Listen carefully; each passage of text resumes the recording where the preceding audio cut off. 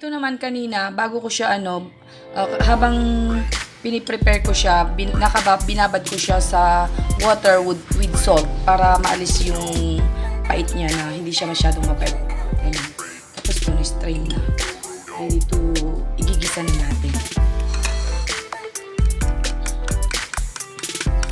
Nilagyan ko to na paminta tsaka salt and granules. Magic syrup granules tsaka Ajinomoto, tak-tak. Dito na rin yung lasa. Ayan. Ito pang gisa, garlic, white onion, tomato. Ayan, simpleng gisa lang ng ampalaya na maitlog. Heat the pan. Ayan, English yun Heat the pan. Painitin ang palayok. Papuduton ti paryok. Lagay na ang mantika. Put the oil. Kasi magigisa di ba? O, the oil. Ayan. Pinitin natin yan.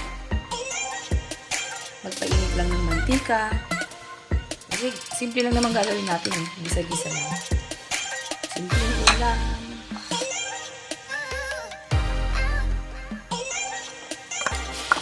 Okay. Start na natin.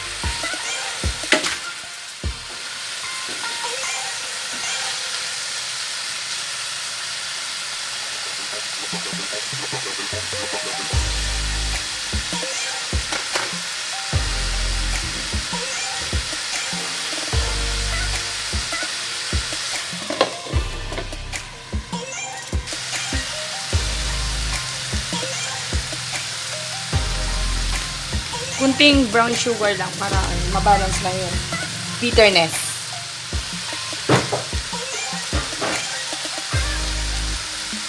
Kaya sa mga bitter dyan, kumain kayo ng asukal.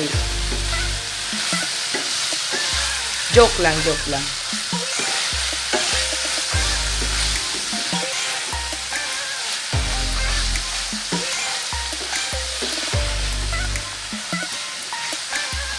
Ang ampalaya, kinakain. Hindi inuugali. Okay, joke.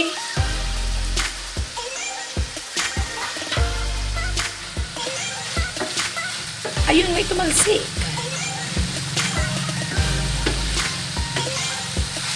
Pag tumalsik, hayaan na natin yon. Naiiwan eh. Pag nang iwan, wag nang habulin.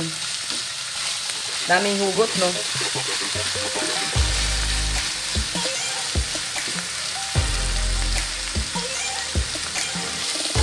Ganito lang, halu-haluin lang hanggang maluto yung ampalaya. Ampalaya lang naman yung pagkasi dito. Masarap din pag crunchy. Binabad ko naman kasi ito sa ano eh, sa salt. Salt with water para maalis yung pait niya. So, ito na natin ang konti pa. Pag ilagay yung itlog.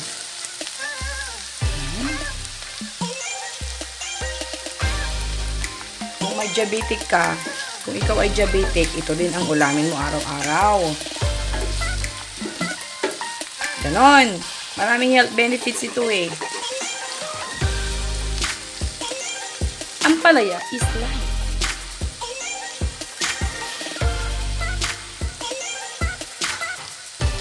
Pwede na natin ilagay yung itlog na binatil natin.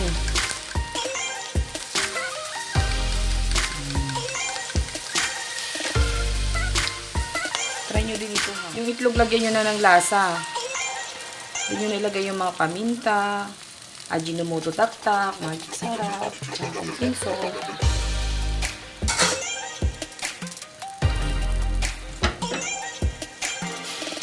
Kunwari, omelette siya. Diba? Mamaya natin.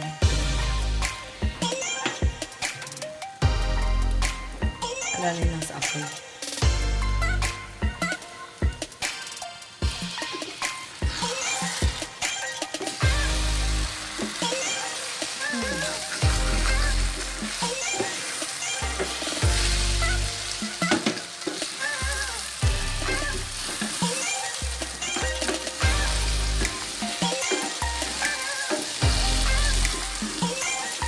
Tumikit!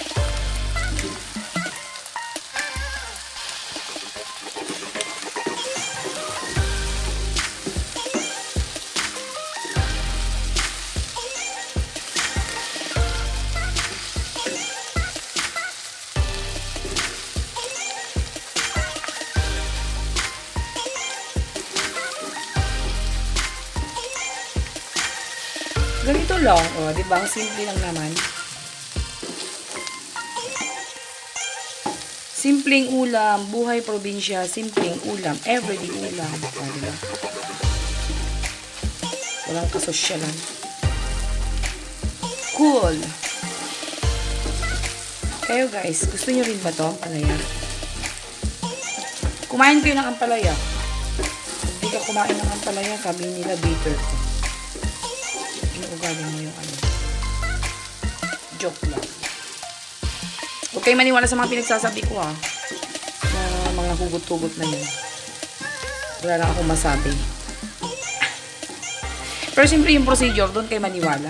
Yung procedure ko, doon kayo maniwala. Sa mga hugot, huwag nyo na lang pagsinin. Okay?